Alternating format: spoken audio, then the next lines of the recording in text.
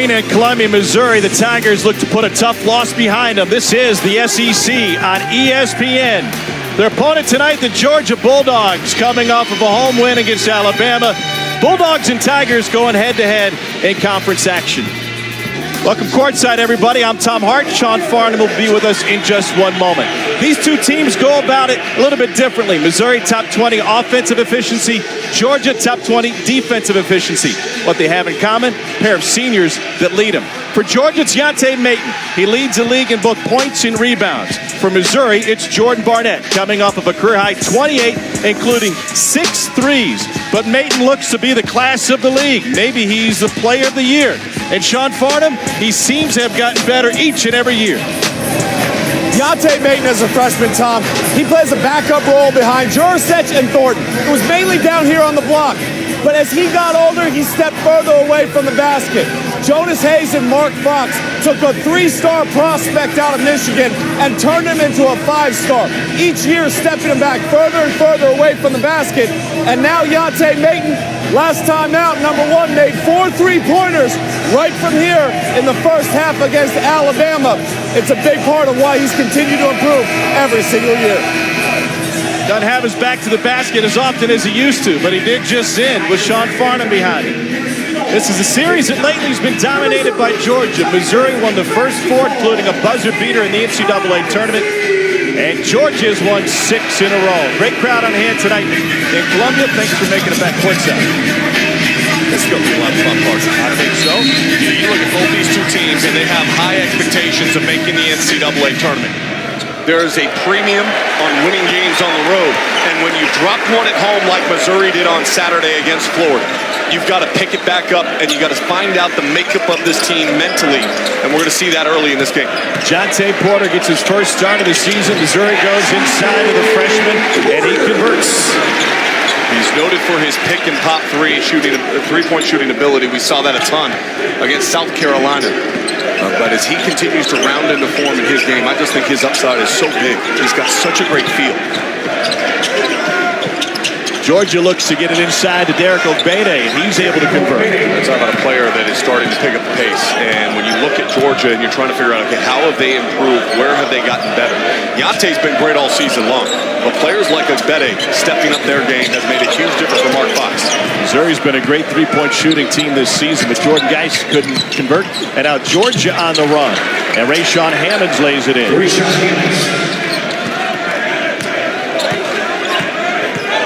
From a tempo perspective, these teams will play about the same pace, but Missouri scores 6 points more a game. Missouri makes its living behind the arc. Makes 10 threes a game to lead the SEC.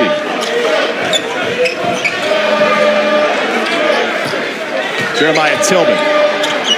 Missouri going into the post time and again, and Tillman's off the mark.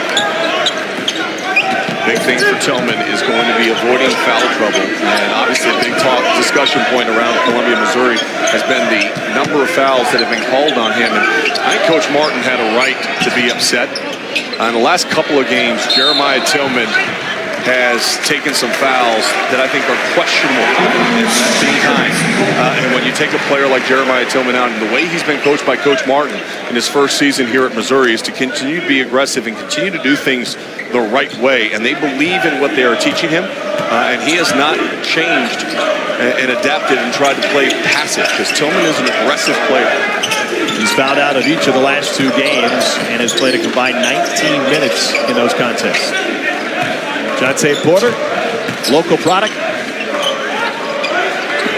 And he kicks it out. He catches Robertson. Robertson able to get in the paint. Missouri's missed a couple from point-blank range.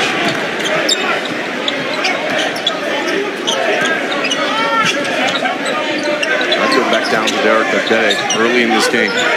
Because of the foul problems by Tillman, you put some pressure on him by trying to post up Obede. Woolridge with the drive, and he turns it over. Mark Fox is the Georgia head coach.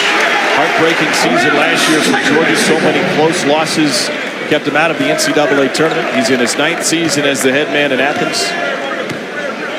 Coming off of a 19-win season, just missed out on what would be his 5th 20-win season with the Dogs.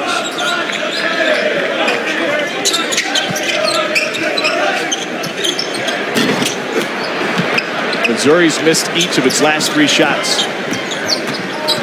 Tigers 1 for 5 from the floor. They missed 4 in a row, as a matter of fact.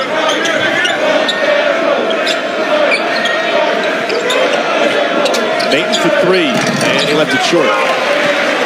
Good defense that time by Jontay Porter. I think that 3-point shot was forced by Maton. Jordan Barnett has been sensational in conference play.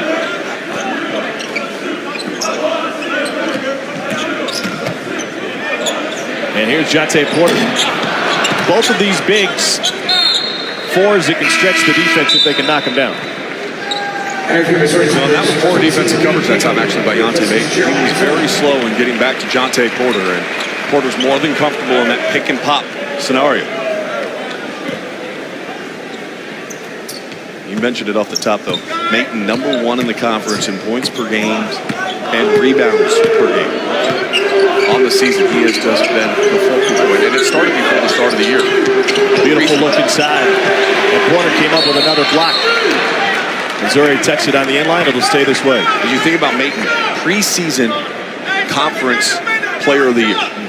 And when you get that expectation put on you, sometimes it can be hard. You know, you try to do too much. The one thing that's impressed me about Yante is that he has not tried to put more pressure on himself. Instead, what he's done is just continue to play his game and believe in the system and the way that he's been coached. Abede with the left hand. Yante Maton opened the season with 3 consecutive double-doubles. Barnett picked up his dribble. Porter gives it back to Robertson. Illegal screen on Jordan Barnett. Well, this has been a sloppy start, partner. Yeah. Not a lot of made shots. Not a lot of fluidity to the game right now. Missouri 1 for 6. Georgia 2 for 5 after making their first 2. Kevin Puryear enters for Missouri. He had started every game. I think Reed Nicko comes in off the bench too. I think it's a good adjustment to bring Puryear off the bench. Struggling over the last 7 games or so. And see if just a different position, an opportunity to maybe see how the game is flowing, the tempo of the game is flowing, how he can fit into it, might wake up his offense a little bit more. Hammond's off the mark. Another miss for Georgia. They missed 4 in a row. Nice look.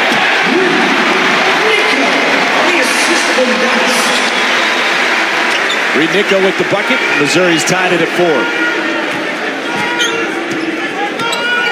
4. Missouri's going through some growing pains at the point guard position. Jordan Geist and Terrence Phillips sharing that role along with some help from Cassius Robertson, who's probably more comfortable at the 2 spot. Well, he most definitely is more comfortable there, and it allows him to play to his strength as Turtle Jackson knocks down a 3-point shot. But when Robertson's at the 2, that's when he can really start to become aggressive, coming off of screens, looking to get downhill, and of course shoot that 3-point shot if you give him a little bit of space.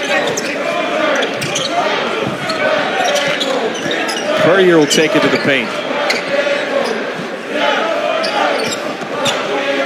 Robertson cut off. They lay off of him, but he's off the mark, and Maton's got a board. Georgia, one of the best defensive teams in the SEC. They're showing it here early. Missouri just 2 for 8, and 0 for 3 from deep. Well, the interesting thing about Georgia is they were not that great of a defensive team in the non-conference. They've gotten better as they got closer and closer to conference play. A big reason why they're 11-3 and 2-1 in conference so far. It's tight early.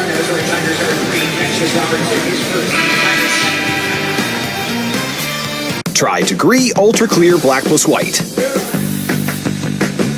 Saves your white clothes from yellow stains and black clothes from white marks. Still with 48-hour sweat protection. Try Degree Ultra Clear Black Plus White. It won't let you down.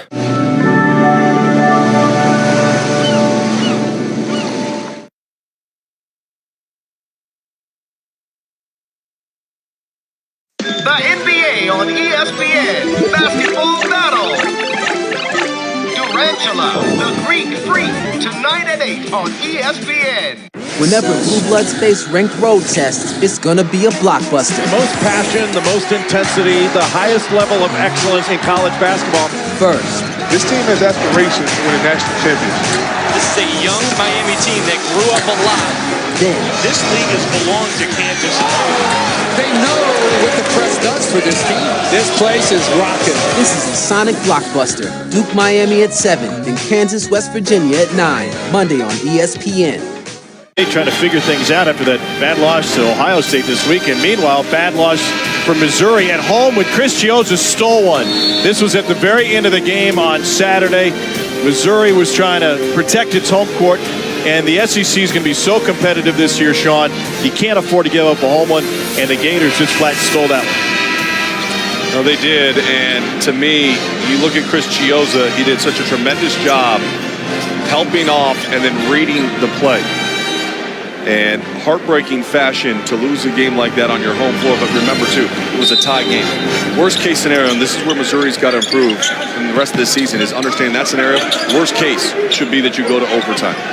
And Jordan Geist has got to be smarter with the basketball, and you really don't want to throw a negative pass towards your opponent's basket, even in that short of space. You want to get something going towards the basket. Two things Florida does really well is they shoot the three ball as Juwan Parker tees one up, and they turn steals into points. Here's Nicholas Claxton with the offensive putback. Like White's team has had an up-and-down season already, huh? They come out of the PK 80, they look like they're going to win a national championship potentially, and then they really hit a stretch where they just weren't playing well. They weren't competing, they didn't seem like they were together, and now they've got it moving in the right direction in conference play. 3-0, they sit atop the conference along with Auburn in the early portion here. Still a lot of basketball to determine what's going to end up happening. Shot clock winding down. Puryear off the mark. Missouri got off to a good start, struggling since. The Tigers just 2 for 9. It's not like Georgia's lighting it up at the offensive end of the floor either. No. If you think that long to take a shot, don't shoot it. I mean, seriously. I know you're a freshman. I know you can make that shot. But Nicholas Claxton cannot sit there that long and think about it. I've marinated steaks for less time. Meanwhile, marinating after a loss is something that Cuonzo Martin was worried about with his team. I talk about a lot of different things. I just said it's one of life situations, and I've said it before. If this is the worst thing that ever happened in your life, you'll live a good life. But then I go back to the fact that a lot of things that we can control as far as taking care of the outcome of the game. We didn't do the things we need to do to win the game, so give them credit for winning. What do you think about that philosophy? Well, yeah, it's a loss. There's a lot of other things that can happen in your life that are a lot worse. There's no doubt about that. But I think you've got to learn from it. And the big thing is, okay, that one play didn't cost you the game. It does to all the fans. It does for everybody watching at home. How many other plays during the course of the game did you miss a defensive assignment? Did you take a poor shot? Did you not make the right play or the right read that could have led to a basket or helped get the stop necessary to put Florida down by 6, by 7, by 8, by 9? Those are the things that matter, and those are the things that you go back as a coach and say, okay, that's a bad play, but there were other plays that we could have cleaned up that we had control of earlier in the half. Jordan Barnett with the block in the bucket, turning it up on the defensive end. Maybe no player in the conference playing better right now or has such an important role to his team besides Yante Maten than Jordan Barnett. He has just been red hot as of late. His numbers continue to improve, averaging over 20 points per game over the last 6. That includes 2 double-doubles in the last couple of games, 10 of 15 from beyond the arc top.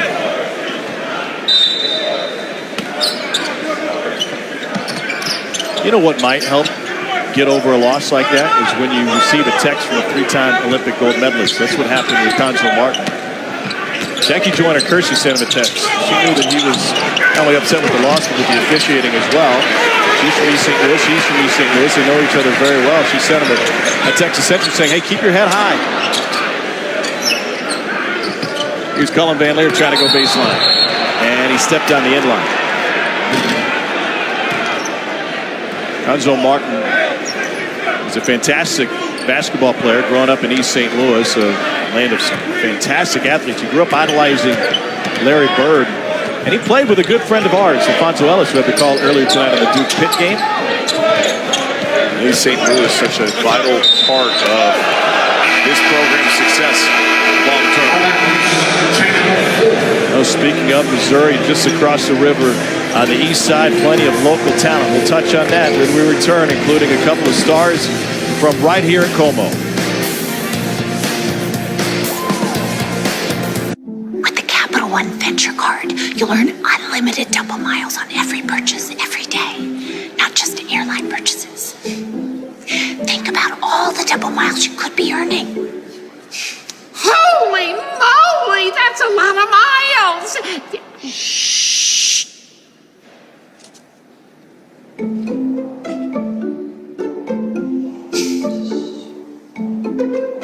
What's in your wallet? Honey, did you know cricket covers over 99% of Americans? Yeah, I did know that. I also knew that. This holiday season, get the gift of coverage for $30 a month. Still in the single digits on both sides. Georgia up on Missouri 9-6. Speaking of local talent, the Porter brothers are both from right here in Columbia, Missouri. Michael Porter Jr. still out after back surgery a few weeks ago. Jordan Barnett's a St. Louis guy. Kevin Purrier from the other side of the state over in Blue Springs. 3 of the top 5 leading scorers are from the Show Me State. If you're wondering about just how talented Michael Porter is and was, look at his high school highlights from right here at Tolton High School in Columbia. I mean, these are insane, Sean Farnham. That's why he was the player of the year. He's the player of the year, Naismith player of the year, Gatorade player of the year, McDonald's All-American, MVP. I mean, just such phenomenal talent. Limited, obviously, only 2 minutes so far. Of course, mentioned that he had the back injury, the surgery, and he's been funny on Instagram. If you follow him on Instagram, there's like cryptic tweets and posts that come out from him, including one that said back soon, which caused him to have a press conference and talk about it. Maybe you just misread it. Maybe he was talking about his back soon. Microdiscectomy. I don't know. I don't think that was the case. But look, at the end of the day, he's going to make the decision that's going to be best for him long term. And if that's coming back and trying to play this year, then that's that. If it's not, then I think you look at where Missouri's at, and this team and this program is bigger than one player. And Michael Porter's a very important part. But there is more. Well, he was the spark plug as the #1 recruit in the nation that brought in a lot of other talent, a lot of other talented players to help Cuonzo Martin pull in this incredible recruiting class. He was the #1 overall recruit in the country when he signed. But local talent is such a vital part of any program, and there are some stars of yesteryears that maybe didn't quite develop the same way many people at Missouri thought. Like this guy here, Tom, that's you, baby. Rockbridge High School. That's not your shot, but that is your rebound. And as you like that pump fake? Oh, it's great. This is what you did best. You set great screens. You set such good screens that you often try to take away baskets from your teammates, like that one. Great job, Tom. Wave off the 3 because you got fouled. We had lunch with that guy today. Who made that 3. My we had lunch with him at Bucci's. Why did you guys know I've done a game here before, right? You just go back in the Wayback Machine tonight? Look, special occasion? Well, this is the first time you and I have done a game here. Fair. I mean, it might be the last. And if you go to my Twitter account, we did a This Is Your Life party today. We went back to your house of where you were born, your high school. Yeah, the people that live there now your probably frat weren't house. too thrilled with us walking around on the porch. No, but we did knock on the door twice to see if they were home. They weren't. It's not like I gave out their address. Here's a local product. Jonte Porter trying to step through trouble. He scored Mizzou's first basket, and the Tigers having a hard time getting anything in the half-court sense. Hawkins on the run. Harrison Damon threw that one down in transition. Such a good job spacing the floor, able to finish. But you talk about homegrown talent. And, for Mark Fox, it's about getting kids from Georgia. Yeah, right there in Norcross, just down the road from Athens, where Sean Hammonds is from. And Trey Young, I think, is a big example of that this year in college basketball. A kid from Norman, Oklahoma that could have gone anywhere he wanted to go. Instead, he stayed home, and he's found a great deal of success and become the face of college basketball in a year when we started the year talking about Michael Porter Jr., in a year when we were talking about Marvin Bagley, DeAndre Ayton. It's Trey Young that has taken the headlines, and deservedly so when you look at his production. Lon Kruger has a history of taking great players, allowing them to develop, and allowing them to be featured within the offense, just like Buddy Hield a few years ago. Well, and I think that's the part for all these coaches. I think for Coach Martin, he's trying to do the same thing here at Missouri. Coach Mark Fox doing the same thing at Georgia. And you have to be able to recruit your geographical footprint. If you can't recruit your geographical footprint, it is going to be very hard for you to sustain success over a long period of time. Our Women's Thursday night showcase features two of the top teams in the nation. Muffin McGraw and Jeff Waltz lead second-ranked Notre Dame and number 3 Louisville at 7 o'clock Eastern on ESPN. Also live on the ESPN app. Cards off to an 18-0 start. It's their best in school history. And it's how you judge momentum, Tom, in recruiting. Are you able to build the relationships you need and get the players that you have to have? And for Mark Fox, that pipeline has never gotten any bigger. I mean, Hammonds was a huge get for him last year, and now you look ahead 2 years from now, 2019, Ashton Haggins, a 6'3" point guard considered one of the best player in the state of Georgia and one of the best point guards in the entire country, verbally committed, and then was followed up by another consensus top 60 in Elias King. We're talking 2 years down the road, but that's what Mark Fox has built up so far at Georgia. Geis takes it all the way. Missouri having a hard time from right in front of the rim. Well, I think what Missouri saw with Michael Porter Jr. is that when you get those elite level commitments, their teammates follow. The turnover for Georgia and their friends follow. Guys want to play with great players. We thought that Michael Porter Jr. might play with some of the guys that he was with in AAU ball, including the guy you were just talking about. Well, and I think that's the fun part about what we're seeing on the AAU circuit now is when you get 1 or 2 guys, how quickly it can change. And I think when you think of Jonte Porter and the decision that he made to reclassify to play with his brother and to be part of this team, I think it was just too enticing for him versus going through an extra year of schooling. And all the Porter family homeschooled all the way through. 2 sisters playing here on the women's program. One of them's been out with a knee injury. Well, his mom, Lisa, was a star player at Iowa back in the day. Dad played at the University of New Orleans after originally signing with Wake Forest. Inside Tillman. He's from East St. Louis. Goes sloppy with the dribble, trying to step through. I know you saw Jeremiah Tillman early in the season, and you and the scouts were raving about him. I just loved his energy, his communication factor for a freshman, the way he was talking, the way he competed at every practice. The upside on him, I think, is as big as anybody on this roster. Cassius Robertson for 3. His first triple. First make behind the arc for Missouri. We're tied at 11.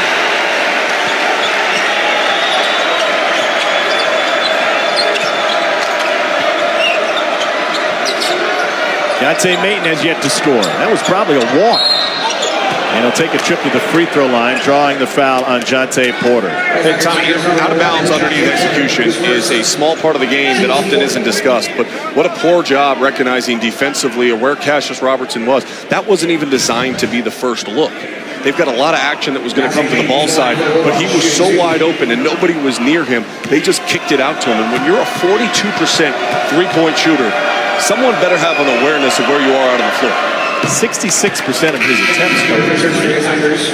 Mayton's got another one coming, leading the league in points and rebounds. He's trying to become the first SEC player to lead the league in points per game and rebounds per game since Glenn Big Baby Davis did it back in 05-06. And the free throw line has been a great place for him this year. He has continued to improve, plus 17% from where he was a season ago. He's been in double figures every game this season, and he's got Georgia back up by a deuce.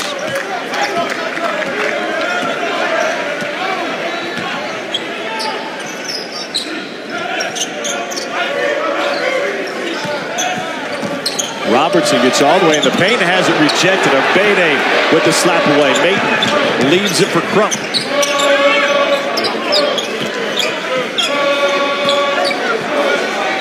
Georgia's a team that's in the 300s in tempo. They're never really going to be in much of a hurry. Part of it is when Turtle Jackson goes to the bench, the offense really bogs down. How many passes were in that offensive set? I know he hit the shot. But Tom, once that ball reached across half court and Crump pulled it out, there were no passes in the offense, a lot of standing around and watching. That's what leads to a slow tempo and pace, is when you're stagnant and you're standing and watching. What leads to good offense is when the ball is moving, get a couple of ball reversals, and the defense has to start chasing. Tillman. That's a trap. And he walked with it. Well, Georgia had one of the best in school history last year. J.J. Frazier at the point. Now it's Turtle Jackson. And then who? Well, thus far, the Bulldogs have a 5-point lead on the road here in Como.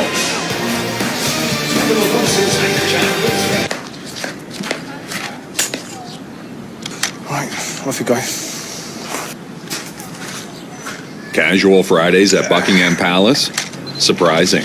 What's not surprising? How much money Nathan saved by switching to Geico. The Black Panther has protected the world for generations.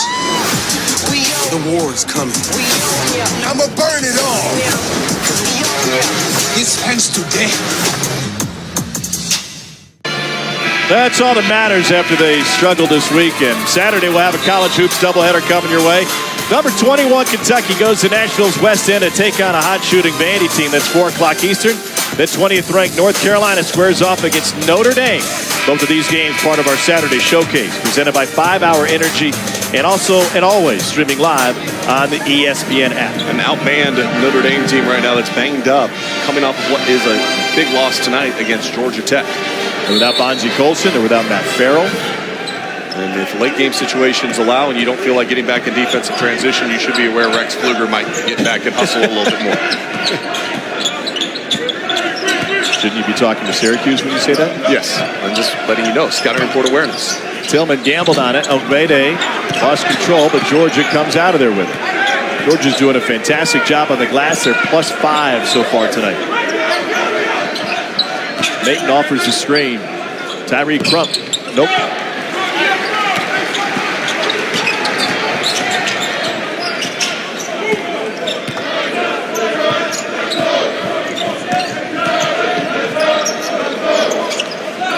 Missouri, such a great three-point shooting team. Tom, they only have 1 made three so far in the game. They are 1 for 7. Oh, and then a throwaway from Robertson. All right, so see, that's an example. Fans are going to sit there and they're going to remember the turnover at the end of the game against Florida. There's no difference between that turnover. It gives you a possession, right? You just got an offensive rebound, and it's such a careless, unforced mistake. You threw the ball into the Georgia bench. You have to value the basket. That's like saying a field goal in the second quarter is the same as a missed field goal in the fourth quarter. Mason leaves it short. An air ball at this point in the game is an air ball later on, too. Neither one is pretty, and I don't really like talking about it. This is a Missouri team. It's not pace for the most threes in school history. Puryear's been struggling from back there, and that continues. Off the top of the backboard, he's now missed his last 7 threes over the last 6.5 games. What do you make of Yante Mayton's involvement on the offensive end for Georgia? Non-existent so far. I mean, they haven't played through him at all. I mean, they're just taking shots wherever they can out on the floor. They're forcing up three-point looks. I think you got to post Mayton up. I think right now he's floating too much out on the perimeter. And for a moment there, he kind of looked like those old high school highlights we saw earlier. Not the Tolton ones, not the Porter Brothers one, but the worst ones. All he was doing, setting screens out there. He's too good to be doing that. If anybody's trying to replicate your game, Tom, buddy, get the division. We got to really start breaking down. So yeah, we're going to have issues. We shouldn't be broadcasting it. We're trying to replicate my game. Contrary to what you said, by the way, I did find out you're not the best player to ever play at Rockbridge High School. No, not even close. Sophie Cunningham, she's by far the best player to ever play at Rockbridge. Colonel Jackson from the free throw line. Sophie Cunningham plays here in Missouri right now. Tremendous score.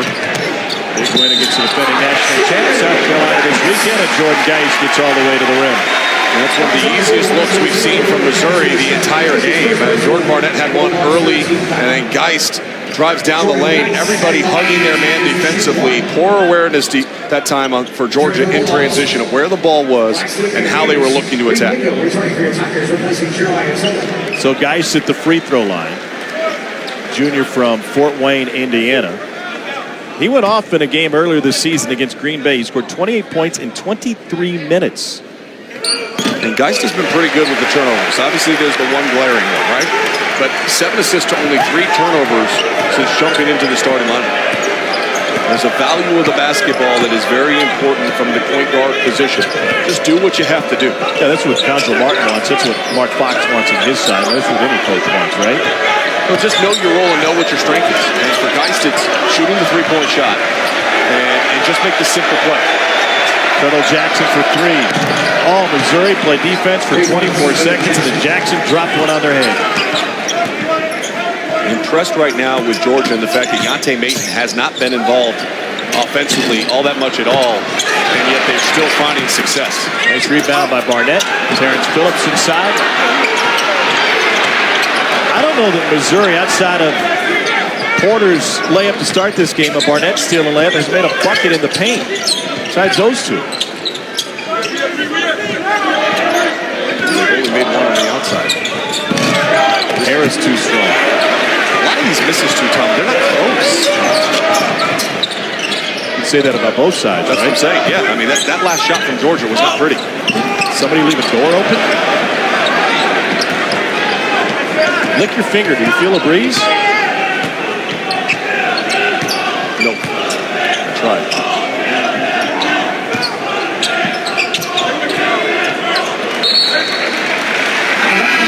You're looking for somebody that stepped up. Turtle Jackson, 3 of 5 so far here in the first half. 2 of 3 from beyond the arc. 8 points for Turtle Jackson. And in a half where Yante Mayton is 0 for 1 from the field with only 2 points, you needed Jackson to step up, and he goes to the bench. That was a terrible pass, by the way, by Mike Edwards. Just terrible. And yet Georgia's up by a touchdown. Missouri top 20 in the country defensive efficiency according to KenPom. They've looked anything but tonight. They are shooting 21% from the floor. Jonte Porter.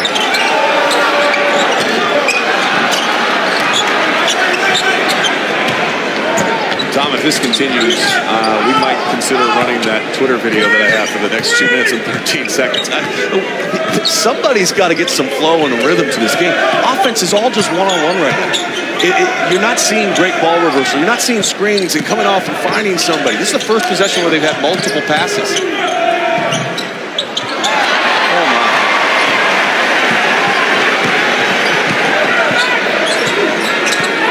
Georgia's at 36%, Missouri's at 20%. I got good news, Sean. It's gonna get better, I promise. Maybe that's the start of it.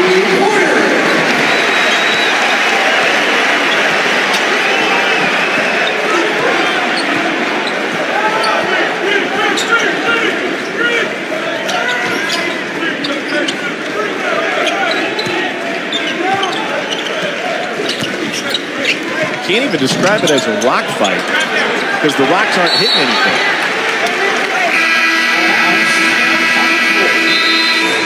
We'll go to a break. We're going to look for some offense while you're away. Please, please.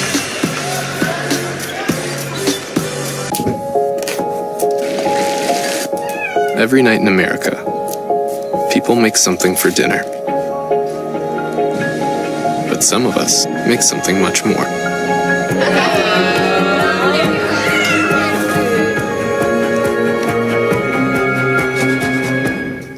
Mom would be proud.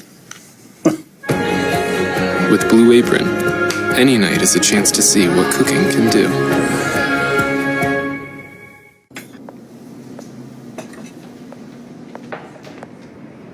I think heroic deeds were all conceived in the open air. I think whatever I shall meet on the road I shall like.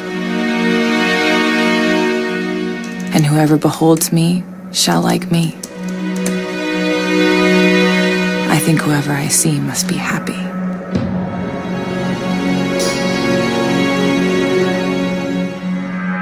Allen and Coach Crean were right. You got to run through Yante Mayton. If you're Georgia, Missouri's got to spread the offense out. Mayton just hadn't had a lot of touches. He hasn't had any touches. He's only got 1 shot attempt.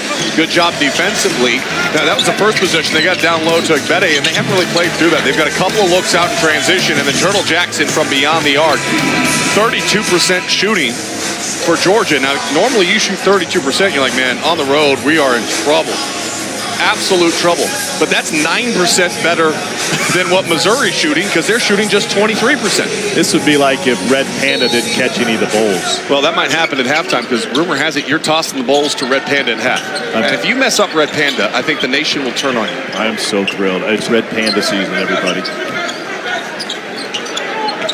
Here's Yante. Facing up on Puryear. What was that? A bad shot, Tom. That's 2 air balls for Yante Mayton. Came in shooting 49%. 8th best in the SEC. Scoring 20 points a game with 9 boards a game. Barnett had a chance for a shot but picked it up. Here's Cullen Van Leer.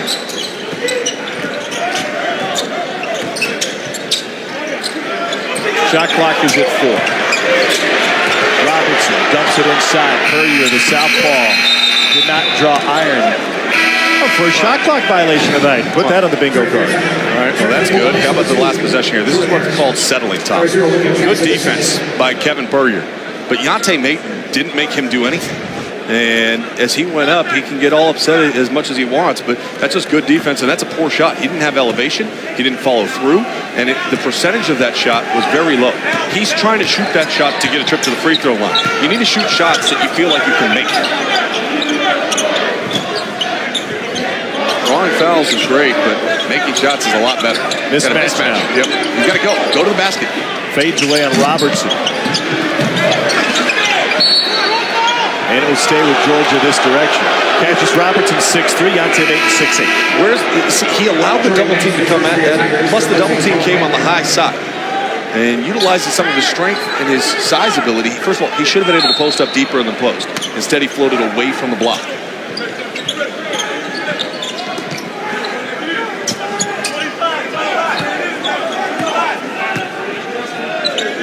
What do you think each of these coaches will say to their respective teams at the half?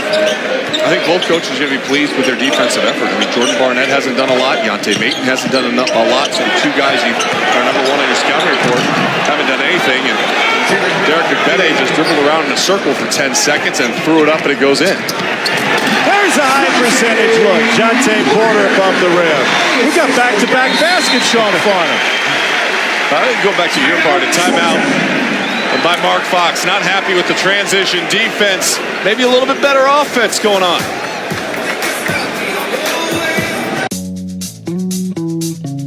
Get a real job, they said.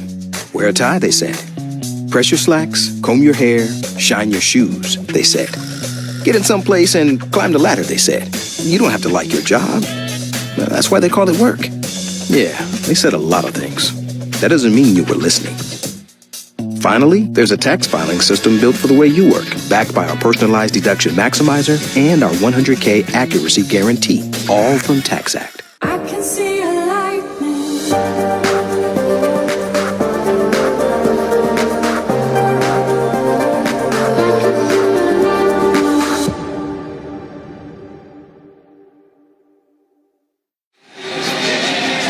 Well, Missouri and Georgia put together back-to-back buckets.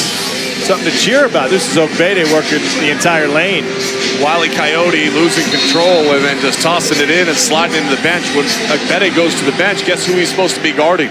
That guy running down the floor, Jonte Porter. And because Obede was out of position, nobody realized and nobody collapsed to cover up the paint defensively. And that's what caused Mark Fox to call the timeout now on a legal screen.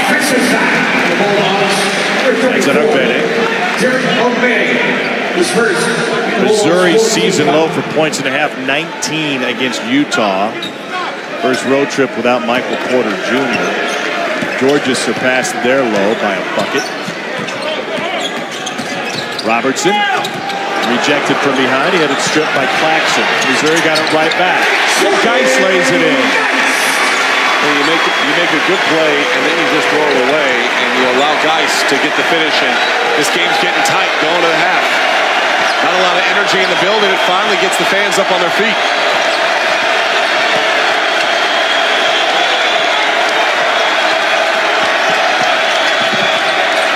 Jackson never used the screen. Fires up an off-balance jumper. Nobody else touched it on that possession for Georgia. Shot clock off for Missouri. Going to elevate probably Jonte Porter, pick and pop. 6 on the clock. He rejected the screen. Robertson pull up. Halfway home. Chance to get one off. Robertson at the buzzer. They say no. They'll wave it off. Mike Nance all over it. That bucket will not count. They're going to look at it, though. They will look at it to make sure. But the initial signal is that it's not good and it's not going to count. We'll take another look at it.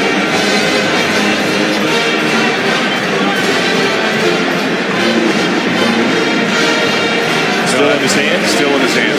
That's not going to count. So Missouri won the half shooting 27%. Georgia just 31%. That's easy to see. It'll be a 3-point deficit for Missouri. Both teams scored more in the first half of their football matchup this year in Athens than they have scored here in the first half tonight. 23-20, Georgia in front of Missouri. Let's get you to the studio. Chris Cotter, Dallin Cuff, and Tom Crane for our halftime report.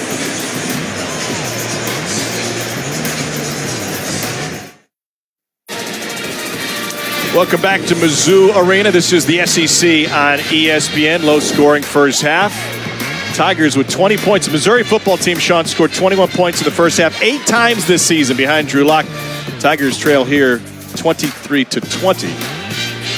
Well, and you think about the field goal percentage for both of these teams, Tom, it wasn't pretty. No. I mean, it wasn't pretty at all. The efficiency level, not what you've come to expect for either team. Expect Deontay Maton to get more involved and be more aggressive right out of the break. But, you know, sometimes you look for efficient play. And sometimes you need to look for a big man on campus. And I'm not talking about Max Scherzer, who's watching the game with his daughter the first time she's ever watching a game. I'm talking about you, Tommy Hart. You know, Max, if your daughter was here, she got to see Red Panda at halftime. Our very own Tom Hart tossing bowls. And guess what? Oh, the fans, it is insane. And Tom, you were nervous. You should have never doubted Red Panda because Red Panda can flat out get it done. It's Red Panda season. I mean, it was awesome. I love working with you. That was the highlight of my season right there. All right, well, here would be the highlight of my evening. If both of these teams found some flow and rhythm to the offense, talking to the coaching staff of Georgia, they're making it a point of emphasis to get Deontay Maton the ball on the first couple of possessions. And they told Deontay, no more being passive, no more lacking aggressiveness. They want him to get the ball and look to score. So decisiveness should be something for us to look for when he gets touches? And they're going to look for him right here. Earl Jackson trying to find him inside. Good defense. Porter helped on him. Wilridge can't knock down the three. Great defense, though, and help defense. Cassius Robinson goes over to him, and Porter was close enough to make it difficult. Touch, still high percentage. Look for Jeremiah Tillman. And that was great offense. That's one of the underrated parts of Deontay Porter's game, his ability to pass. We know he can pick and pop and shoot the three. He's a good defensive player. He walls up, blocks shots, but very good interior passer.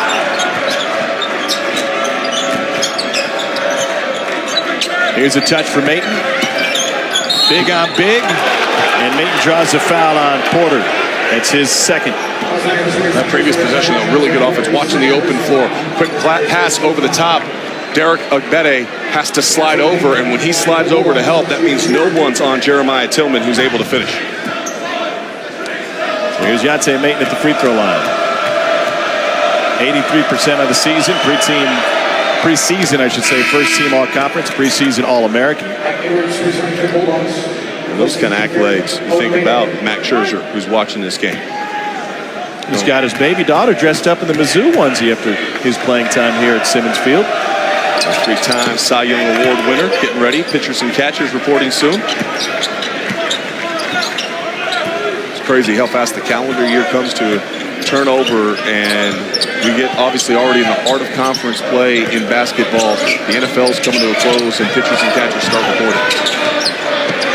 Look inside for Porter. It's a pretty good indicator. By the time pitchers and catchers report mid-February, you know exactly who you are as a team. So is this what Missouri, is this what Georgia, is this what they will be this year? Well, I think that what they're going to be is teams that are going to rely on their defense. I think what we've seen from Missouri is this is not who they are from beyond the arc.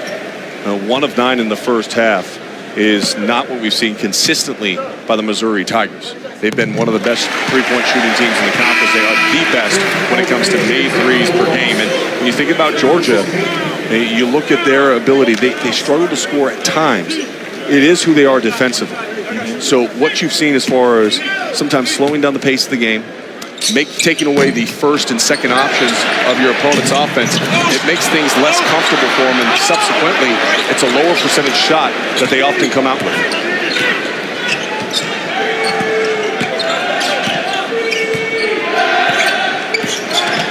They played at a similar pace last year, but into shot clock situations, they had one of the best in the league in J.J. Frazier. They don't have that into the shot clock go-to guy from a perimeter perspective this year. Deshaun Hammond's second person.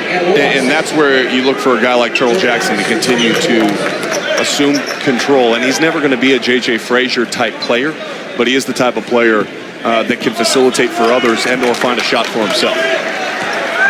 J.J. Frazier was a special, special player to watch.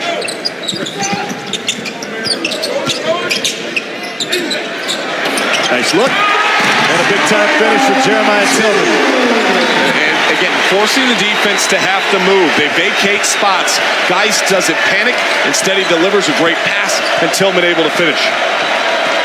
Our fourth tie of the game.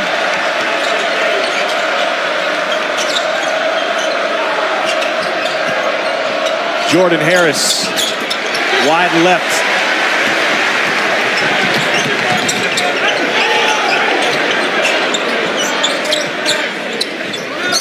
They spin it into Porter, working on Edwards. Beautiful step through. Mark Fox not happy. He's going to call a timeout.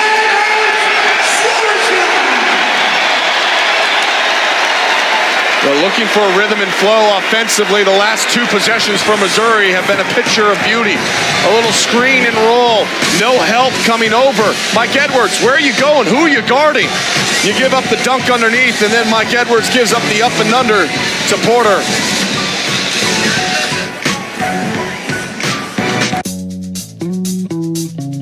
Get a real job, they said.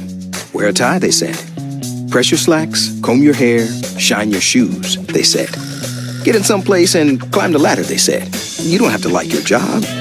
Well, that's why they call it work. Yeah, they said a lot of things. That doesn't mean you were listening. Finally, there's a tax filing system built for the way you work, backed by our personalized deduction maximizer and our 100K accuracy guarantee, all from TaxAct. You have goals. Subway has a fresh fit menu. With 2 servings of veggies and 24 grams of whole grains, Subway has 8 6-inch subs with 400 calories or less, like the rotisserie-style chicken or oven-roasted turkey breast. Choose from 8 great options that are better for you and delicious. Go you! Try the fresh fit menu, only at Subway. Tip off your weekend with another NBA Friday doubleheader presented by State Farm. First, it's the Warriors and Bucks at 8 p.m. Eastern. Then it's the Rockets taking on the Suns. Our coverage tips with NBA Countdown presented by Mountain Dew at 7 on ESPN and the ESPN app. What's up with Steph's ankle? He hurt it the other night against the Clippers late in the game. Then shoot around today and turned it. And caused him to miss tonight's contest. Sloppy inbounds by Georgia. Really concerned right now with Georgia, and here's why. You come out of halftime, you just spent 15 minutes in there talking about what you were going to do. You don't come out, you don't execute well. You're not competing at the defensive end of the floor. You come out of a timeout, and you give it up on a careless turnover, and then you decide not to guard the ball, not to rotate over in the help side position, and allow Geist to get to the cup. Doesn't look like Georgia basketball. Here's Mayton. To his left.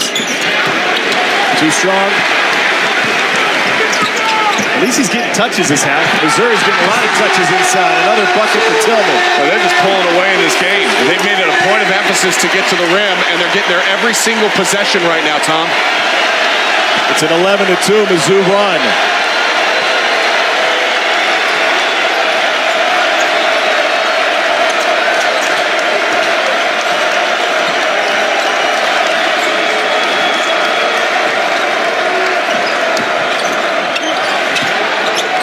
Another Georgia turnover. Geist takes it, makes it. Missouri's rolling now, up 8.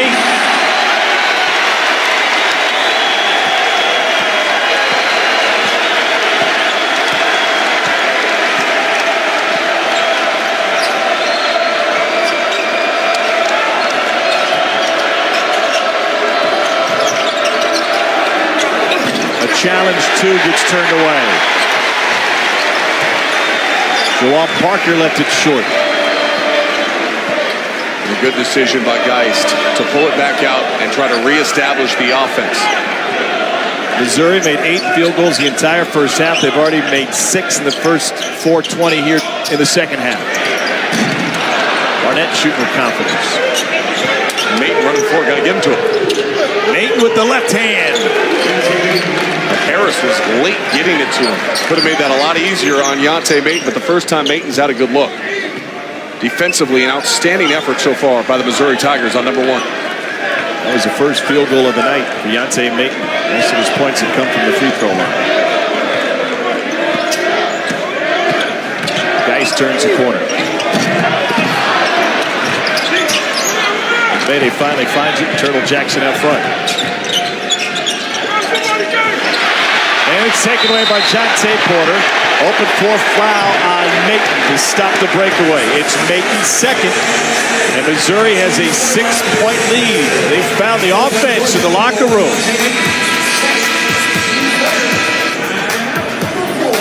Go. I know you can feel the movement.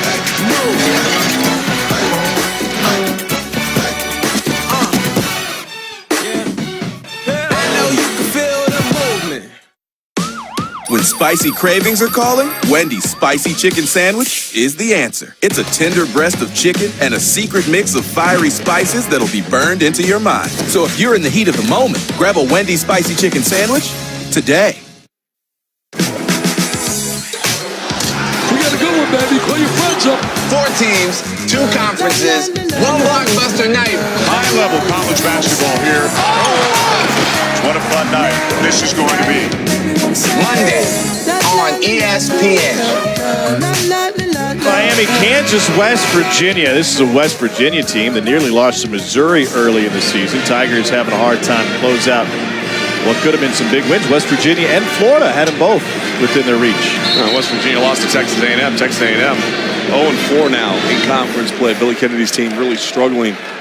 And they're struggling even with who's playing in every single game. I mean, they've got guys injured. They've had guys on suspensions. Here's what I do know about the second half so far.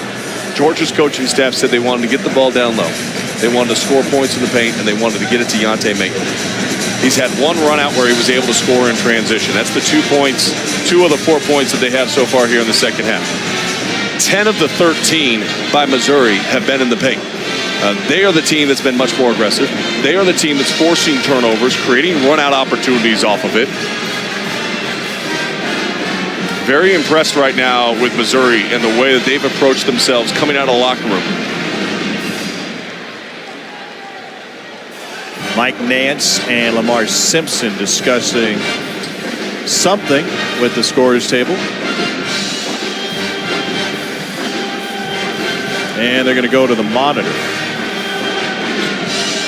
See if we can find an explanation. And both teams go back extended timeout opportunity here for both teams.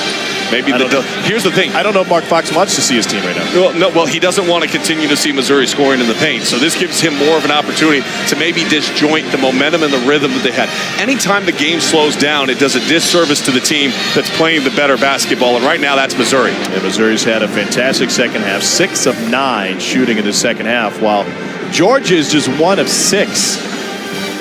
The Tigers have outscored the Dogs 13-4. Thus far in the second period.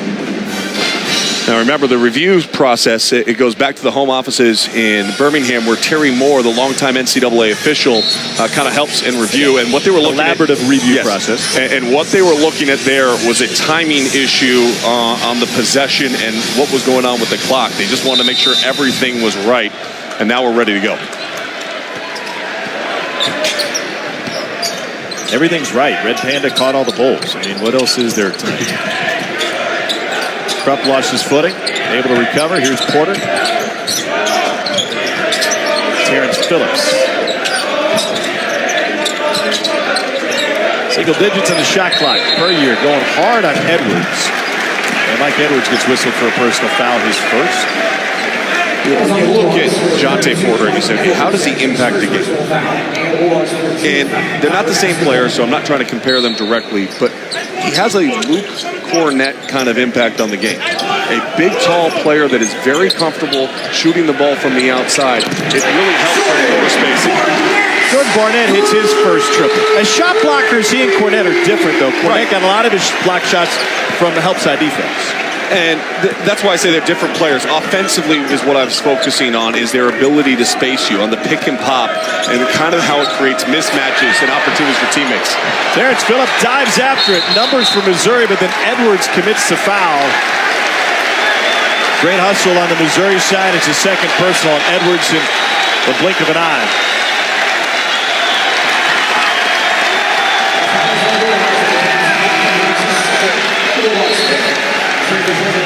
Yante Maten returns along with Tyreek Crump. And Edwards sits after 2 quick ones.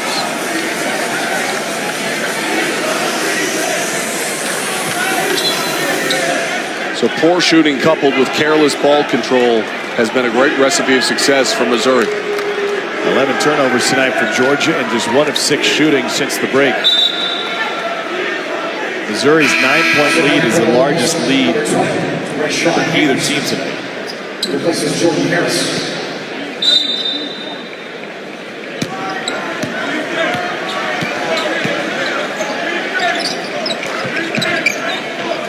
It's a 14-2 Missouri run over the last nearly 5 minutes. Looking for Porter. Phillips back to Puryew.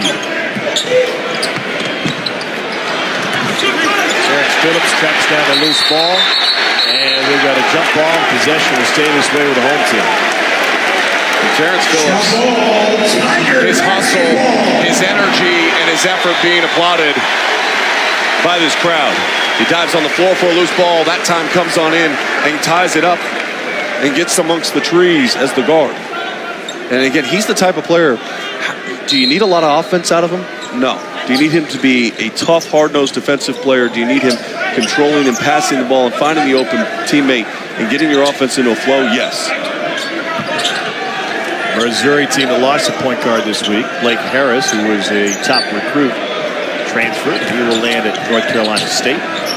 Back closer to his Chapel Hill home. Porter fouled on his way in. Yante Maten in disbelief. That'll be the third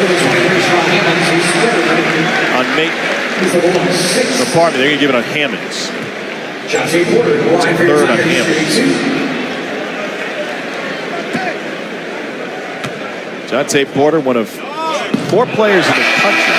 It counts. With 30 assists and 30 blocks in the season. Did you know that bank was open in Boone County this late? No, best was when he looked over to the bench. And I was like, oh yeah, it's money. Yeah, I had an NBA scout tell me last week that Jontay Porter, because of his specific skill set, being able to pick and pop and knock down a shot, he has a transferable trait that goes immediately to where the NBA can see him. Whoa, so does that dude. The spin and the slam, and Maten trying to get himself and his team fired up. I'm going to pause on my story because Yante Maten just woke up. And this level of aggressiveness is exactly what Georgia needs. They have been dead in the second half so far. I mean, just flat-legged, not playing with any emotion, no energy whatsoever. And it's funny to see a play like that because all of his teammates all of a sudden picked it up. Now, will it carry over to the defensive end of the floor? Will this spark a Georgia run to get back into this game? Dogs within 8, a little bit of pressure here.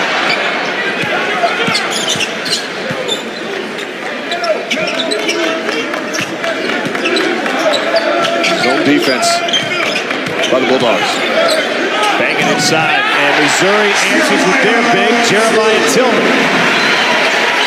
When he avoids foul trouble, you can see the freedom that he plays with, and what a start to the second half number 23 in White has had.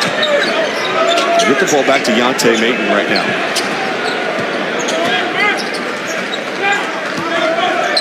Yante Maten's got to get a touch on this possession, Tom.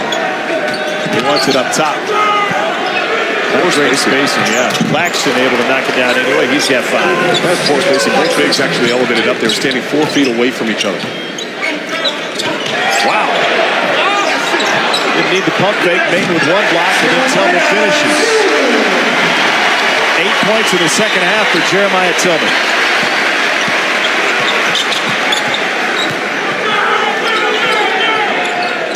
Tyreek Crump. Got it. All of a sudden, Georgia's offense is picking up, but they got to figure out a way to help out Yante Maton. And Maton's got to do his work earlier. He cannot allow Tillman to get the deep post position that he's got because you're playing at a deficit, even in the zone. Jordan Barnett. Porter on the glass. Barnett will throw another one up.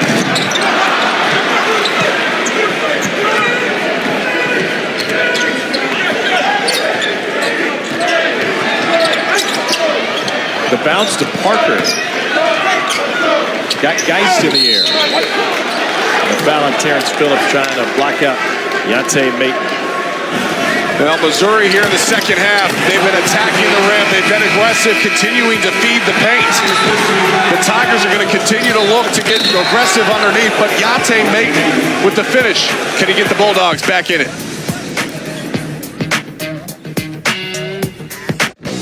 Wendy's 4 for $4 is now better than ever because it's the deal with more variety than ever. With 8 different sandwiches to choose from, plus nuggets, fries, and a drink.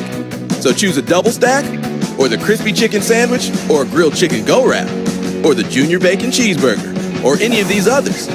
Whatever you choose, you still get this much food, all for just $4. So try all 8 and pick your favorite, and taste what makes the new 4 for $4 deliciously different. Only at Wendy's.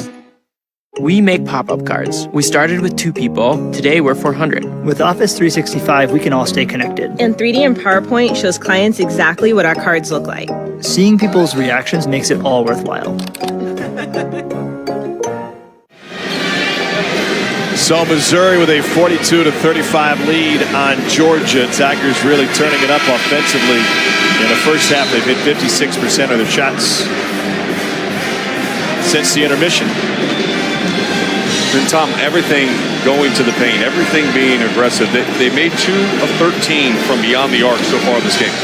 15% for a team that does an outstanding job of stretching you from the outside, averaging 40% from beyond the arc on the season. Yeah, they average 39% of their points from behind the arc. They make 10 a game.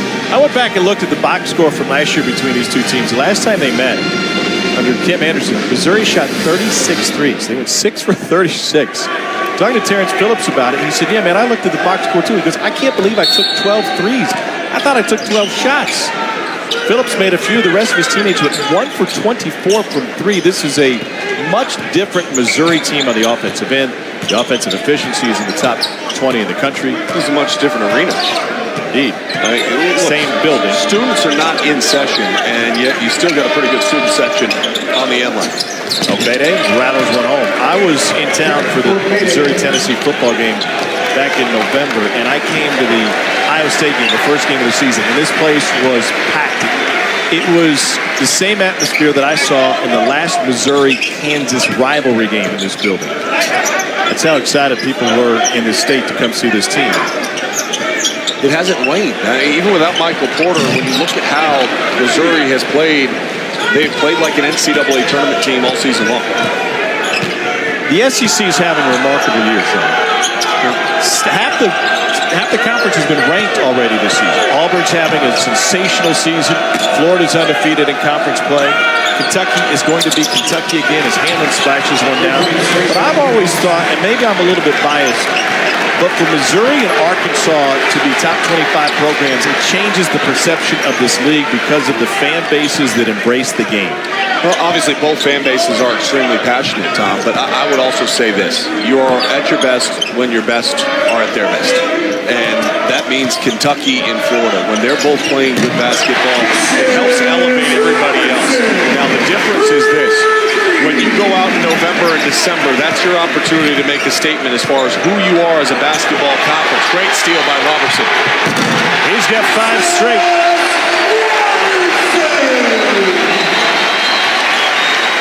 Well, the SEC did a great job in November and December to help further change the national narrative.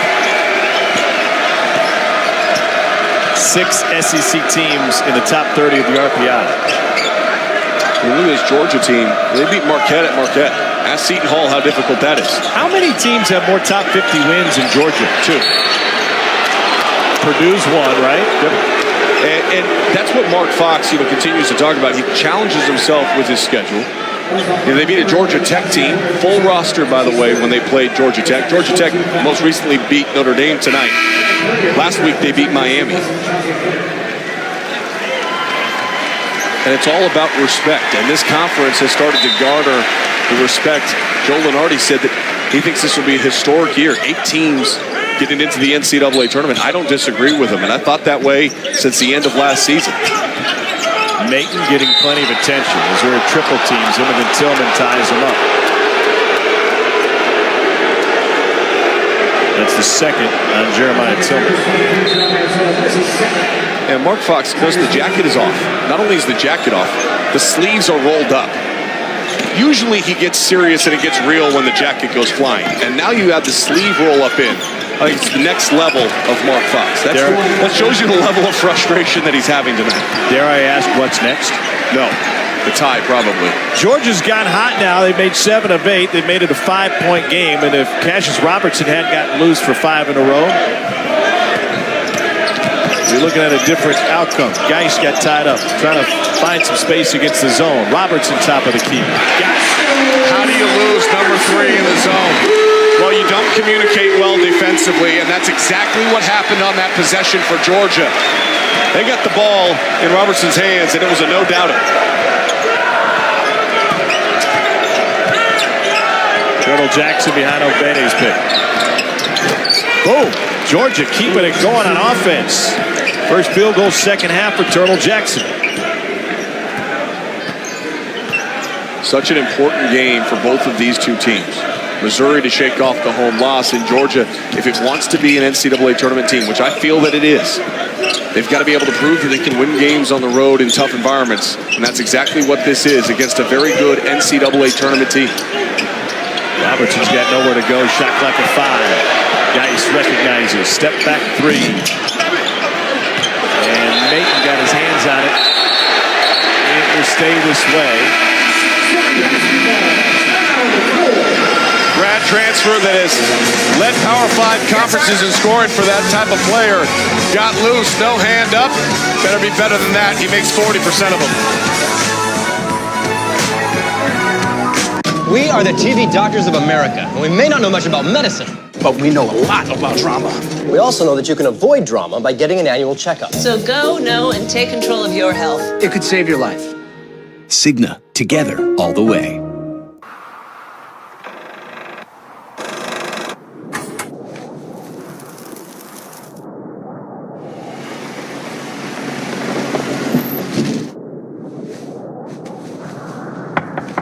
Fired up.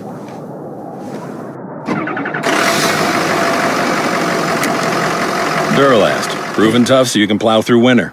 And only at AutoZone, America's #1 battery destination. Tom, we talk about the resurgence of the SEC, and there's been a couple of variables that have helped with that. In particular, you talk about top 25 recruits. There you go, from 2009 to 2016, since Coach Cal showed up at Kentucky. It's been largely dominated by Kentucky. Last year started balancing out across the conference landscape. Yes, Kentucky still led the way, and then you look to the future. Top 25 recruits by conference for the 2017-2018 class. 15 right now for the SEC. 14 for the ACC. Work still to be done for a lot of these teams. So we know the appeal and the background and history of John Calipari in Kentuckian recruiting. What's the difference with those other programs making strides? It's the level of competition, the quality of coaching. You look at the recent hires across this conference. Look at what Will Wade's already been able to do down at LSU. An outstanding job in his first season. Bryce Drew leading Vandy to the NCAA tournament in his first season with the Doors last year. And Frank Martin in South Carolina just added a big one today out of Louisville. That one's certainly going to be getting some headlines. Coming off a Final Four appearance, here's Puryear. His first field goal of the night coming off the bench. And I think that graphic that you see on the left-hand side of your screen shows you how balanced it is. LSU with 3. Mentioned Will Wade, obviously Kentucky. Vanderbilt, maybe the best recruiting class in the conference so far this season. Bryce Drew with a couple of top 10 recruits. Geist has it swatted at the rim. Puryear finds it, and then he throws it away. And it's taken away, but a step on the sideline from Jordan Harris. Fox reports that Brian Bowen, who was originally committed to Louisville, was at the center of that investigation over the offseason. Will be headed to South Carolina to play for Frank Martin. And he's going to, as Journey said, they're going to ask for a reinstatement by the NCAA. But a very high-level recruiting for a program that didn't sign anybody early coming off that Final Four run. It might give us some momentum heading towards the spring. Puryear for three.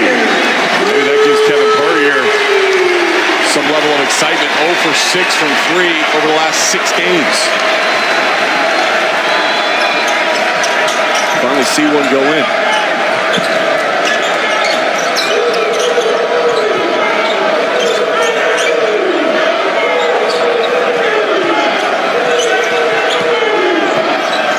Colonel Jackson challenge 3.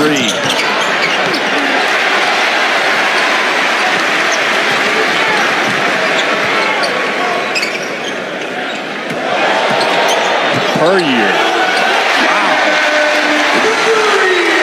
Largest lead of the game for Missouri. It's a 13-point advantage. Timeout, Georgia. Kevin Puryear has been struggling. And he started on the bench tonight. And sometimes when you get to a new position and your role changes a little bit, it wakes you back up. And certainly the last 2 possessions have been a great indication of that. You want to be a selfish basketball player, be unselfish. Set a screen for somebody. Help them get open. Force the defense to have to react, because often you're going to be the guy that's going to be open, and then a little shot fake, quick step, drive, and finish after planting with 2 in the paint. And for Missouri to go to the next level in the SEC, it needs a good Kevin Puryear. I mean, Jordan Barnett has been outstanding. Cassius Robertson has filled his role. Jonte Porter's been great. Tillman not getting in foul trouble tonight's good. But it's the experience of this team that's going to help them throughout conference play. Okay, I understand that, and I agree with all of that. But thus far tonight, we're seeing Missouri execute better in the second half. I can't help but go back to this, though. Georgia does not look like Georgia defensively. What's the difference for them? Well, their energy level out of the break was low. They did not come out with a sense of purpose. They did not come out of the locker room with a clear-cut identity and wanting to establish itself with its biggest strength. They allowed their offensive struggles to impact their effort at the defensive end of the floor. And the best Georgia teams underneath Mark Fox have never done that. They've initiated their energy through their defense and allowed their offense to come off their defense. You know who's enjoying this game tonight? Max Scherzer. He's got the baby girl dressed up to watch her first basketball game. 3-time Cy Young Award winner. Chilling at home. Remember when his wife threw away one of his game jerseys? He's got the baby dressed up. So now it's, hey, Alex Wood, it's your turn now. Then you send a tweet. There's the double. Maton backs out of it. Really, the attention to detail defensively has been great for Missouri, disrupting Yante Maton the majority of the night. Edwards follows his own miss. Right, and that cuts the lead to 11. Still plenty of time here for Georgia. But, Tom, it starts at this end of the floor. If they can't string together 4 or 5 stops, doesn't matter if your offense is working better in the second half or not. You're not going to get back in the game. Puryear scored the last 7 for Mizzou. There's that screen for Robertson and wants it back. He'll do it again.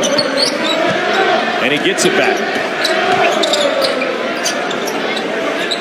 Shot clock at 5. Cassius Robertson.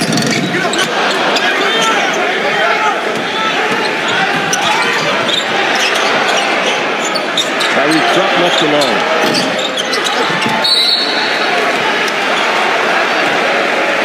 Our women's Thursday night showcase features 2 of the top teams in the nation. Tomorrow's second-ranked Notre Dame takes on number 3 Louisville, 7 o'clock Eastern on ESPN, and also live on the ESPN app. Up in McGraw's Notre Dame squad already has 8 top 50 wins.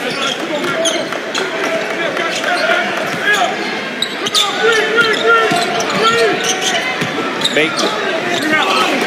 Short. Just great position defense by Kevin Puryear, though. He laid on that right shoulder, and when Maton turned in to try to create an angle, there was nothing there.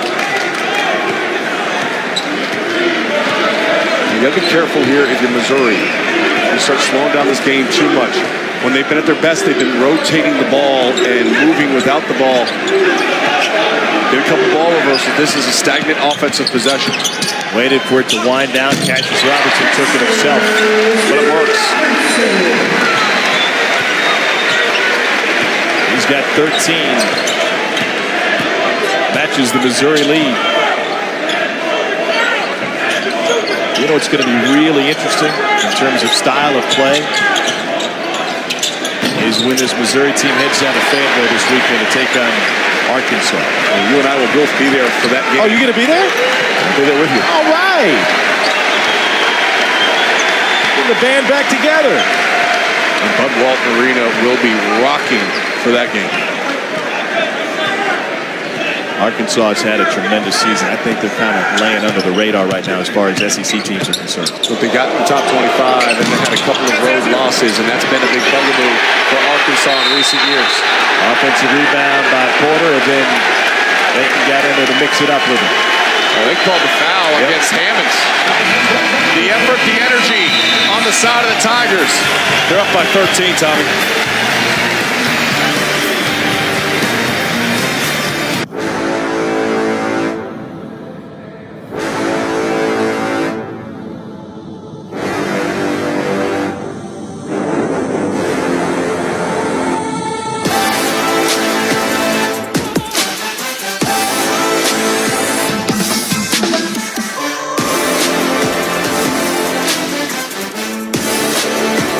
Introducing the new Infiniti QX80.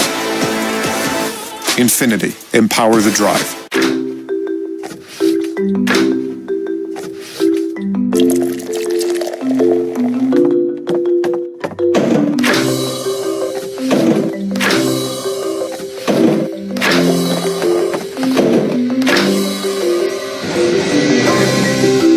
By the Yard maintenance-free furniture.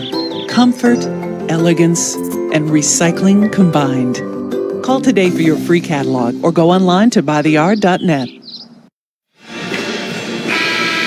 Deontay Maton is looking on almost in disbelief at his night. Georgia trails by 13, candidate for Player of the Year in the conference, but hasn't performed to those expectations this evening. And Tom, we talked about the double team, but as you look at these looks, they're not double teams. They're just settling back-to-back air balls in the first half and just trying to create an angle. And this is a senior, as you mentioned, might be Conference Player of the Year. As of right now, I think he's going away the Conference Player of the Year. He leads the conference in both points per game and rebounds per game. He has only 9 points tonight to go along with only 2 rebounds. He's averaging 20 and 9 plus per game. There's some really good players in this league. I've been impressed with Colin Sexton at Alabama, Tremont Waters at LSU, Grant Williams at Tennessee had a monster night against Vandy. But I don't know, given the tempo with which Georgia plays, the importance on each and every possession, if there is a player in this league that's more important to his team's success than Deontay Maton. There isn't. I'll tell you right now, there isn't. And he's going to pick up a foul. It's a frustration foul right there. The shot was off. He tried to follow it up, and instead he makes contact and fouls. His third, coming with 3:03 to go. And the Tigers in the bonus. Meanwhile, Jontay Porter, all he does is Philip Estachi, 11 points, 9 rebounds. 7 shot attempts. He's been very efficient from the free throw line. Even got a bank. That one's more pure. Georgia, meanwhile, is 1 for its last 8 from the field and has 0 points in the last 2 minutes and 24 seconds. Deontay Porter reclassified to play with his brother, Michael Porter. They were never on the floor together, I don't think, in the regular season. Michael played 2 minutes and then left in that Iowa State game. Well, he's carving out his own path and making his own move. Well, that's what I was going to lead you to. I mean, the idea that he came here only as an add-on to Michael Porter should just be thrown out the window because he's having a monster season thus far for a freshman. Reclassified, he should have been a senior in high school this year. And he continues to improve. And if he trusts in the process of getting better and continues to get in better shape, continue to focus on development of other aspects of his game, he's just a difficult matchup for a lot of teams because of his ability to shoot the ball. His second double-double of the year tonight. Robertson, 6 in the clock. Jontay Porter looking for an assist. That's a great foul. Tom, you can't underestimate the pass. Okay, so you're known that you're a three-point shooter. Catches the ball selfishly, you could have taken the shot very easily, but he saw two guys running to him, and he knows Kevin Puryear's underneath, so he zips it down with purpose. A beautiful pass up top that'll give Puryear an opportunity to go to the free throw line. So where does Jontay Porter improve his game? What's the next step? I think just conditioning. I think part of that is just strength, and that's with his youthfulness. And that's not something necessarily you could force a lot of times. And with bigs, it's something that develops. And he's been working really hard. His work rate is one of the best on the team. And so I think he's going to get there sooner rather than later. Where he was at in October when I was here versus where he's at now is dramatically different. Tonight after Clippers Warriors on ESPN, join SVP for SportsCenter at 1 a.m. Eastern. He'll take a closer look at Steph Curry. What's the latest with his ankle that he turned again today during the Warriors shoot-around? Plus NBA trade talk with senior insider Adrian Wojnarowski. And just how good are the Blue Devils in their future lottery pick, Marvin Bagley III. It's also live on the ESPN app. Bagley, 23-12, his average on the season. Mike Krzyzewski wasn't happy with Duke's defense lately, especially that loss at NC State, but was it good defense or just Pitt being Pitt? Well, it's Pitt being Pitt, but I'm really interested in the NBA trade deadline. Okay. Wojnarowski is going to break it all down. The biggest name out there maybe right now in the trade market is DeAndre Jordan from the Clippers. Now, he's got a player option going into the next season for the Clippers that's $24.1 million. The Bucks have been a team that has shown some interest in DeAndre Jordan as the Clippers sit outside the playoffs right now in the Western Conference. And then Jordan Clarkson, Mizzou's own, is up on the market, as well as Julius Randle and Larry Nance Jr. for the Lakers as they're trying to clear cap space and put themselves in a position to make the splash that they want in the free agent market come July. Mike Edwards with the bucket. Missouri's had some NBA talent come through, but hasn't made the NCAA tournament since 2013.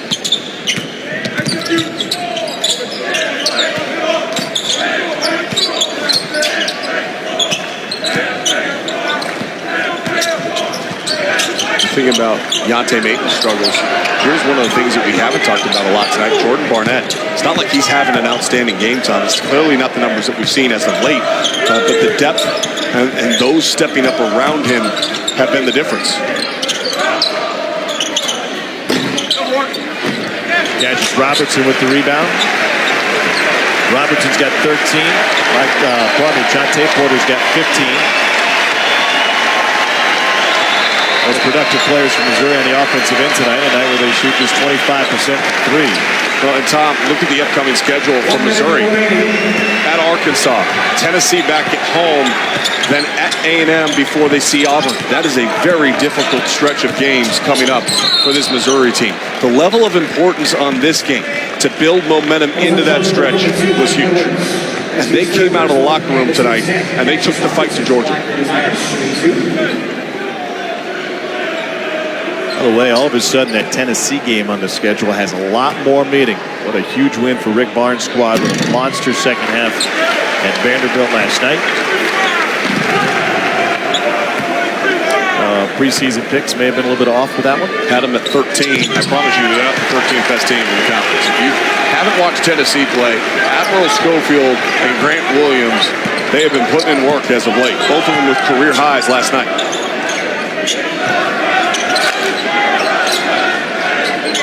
Meanwhile, Georgia's got South Carolina coming to town on Saturday on the SEC Network. Tough loss for South Carolina on the road last night in Tuscaloosa. Hightower goes in his first triple. A foul with 27 ticks on the clock. Mark Fox looks at Hightower. What are you doing? Same thing I was thinking in my mind. I mean, absolutely no purpose whatsoever to foul. Mark Fox was sitting on the bench, sleeves rolled back down. You know what makes less sense than that? What? Our producer Ian Gruca today. We took him to Booch's for lunch, one of the best burger places in the country. And he ordered hot dogs. Yeah, I think, don't get me wrong, the hot dogs are great. You can get a hot dog with a burger, but you have to at least get the burger. It's the second time he's done that. I'm not going to take him back to Booch's. This is a guy who doesn't believe in burgers. He hasn't had one since like age 5. I don't get the whole deal with burgers for 3. But what I do get is that Missouri came out tonight and they put their thumb down on this game in the second half. They came out, they got the ball inside, they executed, they defended, they took Yante Maton out of the game. They forced the best player in the conference that has played so well against everybody else to have his worst game that he's had all season long. Missouri outscores Georgia by 15 in the second half. They turn around what was a 3-point deficit. It's an 18-point swing, and the Tigers knock off Georgia by a final score of 68-56. Coming up next, it's SportsCenter for Sean Farnham, our entire ESPN crew. I'm Tom Hart. So long from Mizzou. Now let's get you to the studio.